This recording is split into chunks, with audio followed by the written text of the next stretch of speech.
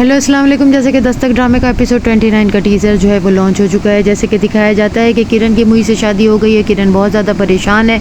उसकी वालदा पूछती है क्या बात है बेटा, तुम कुछ खामोश और अपसेट सी लग रही हो, जिस पर वो बताती नहीं है, लेकिन फिर बोलने लगती है कि हमारी ज़िंदगी में जो है वो सैफ नाम का कांटा दोबारा से आ चुका है। जिस पर उसकी वालदा पूछने की कोशिश करती है आखिर ऐसा क्या हुआ है, जिस पर वो बताती है कि वो शानी की कस्टडी दोबारा लेना चाहता है और बार बार मुझे फ़ोन करके तंग कर रहा है कि वो शानी को मुझसे छीन लेगा। अम्मी मैं क्या करूँ, मुझे कुछ समझ नहीं आ रहा। अभी तो मैंने अपनी ज़िंदगी का आगाज़ किया और ये फिर मेरी ज़िंदगी में आ गया है, मैं क्या करूँ।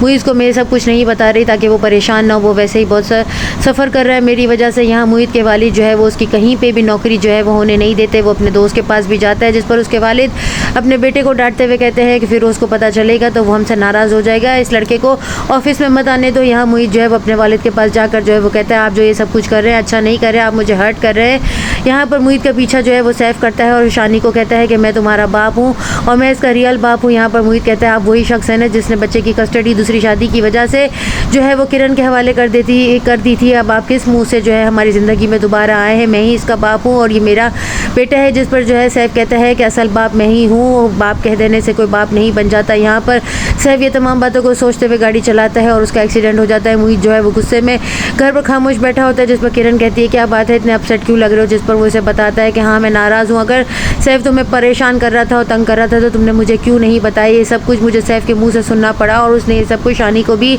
बता दिया कि मैं उसका बाप नहीं हूँ बल्कि वो उसका बाप है। जिस पर वो गुस्से में आ जाती है और कहती है आखिर उसकी हिम्मत कैसे भी, वो मुझे तंग कर रहा था तो मैंने इसलिए नहीं बताया, बल्कि मैंने इंस्पेक्टर को जाकर जो है उसकी कंप्लेंट भी कर दी है। मेरे दोस्त के जो है वो करीबी दोस्त हैं और जो है वो हमारी मदद करेंगे। यहाँ पर जो है किरण की तबीयत ख़राब होती है, वो टेस्ट करवाती है तो वो पॉजिटिव आते हैं। वो प्रेगनेंसी जो है वो जो है उम्मीद कर रही है। यहाँ पर वो हॉस्पिटल में अपने टेस्ट की वजह से आई होती है। यहाँ पर जो है वो सैफ इसी हॉस्पिटल में जो है वो एडमिट होता है और फरियाल उसका बहुत ज़्यादा ख्याल रखती है, लेकिन जो है सैफ बहुत ज़्यादा चिड़चिड़ा हो रहता है। अपनी माँ जो है उसको भी जो है वो बदतमीज़ी के साथ जवाब देता है। यहाँ पर आखिरकार सैफ की वालदा को जो है वो मुईद के पास आना पड़ता है और वो उससे कहती है कि जो है असल बाप की जो मोहब्बत है वो अपनी औलाद के लिए ही होती है। माँ तो है जो है वो हर किसी औलाद से जो है वो मोहब्बत करती है।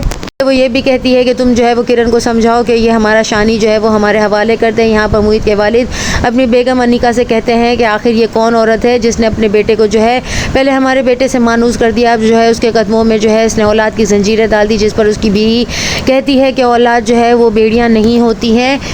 फरियाल अपनी सास को कहती है आप ये तमाम बातें मुझे जानबूझकर सुना रही हैं क्योंकि मेरी औलाद नहीं है, आप मुझे यही ताना देना चाहती है ना। जिस पर जो है वो सैफ जो है वो अपनी बीवी को खामोश कराता है कि चुप हो जाओ। यहाँ नेक्स्ट एपिसोड में और क्या दिखाया जाएगा।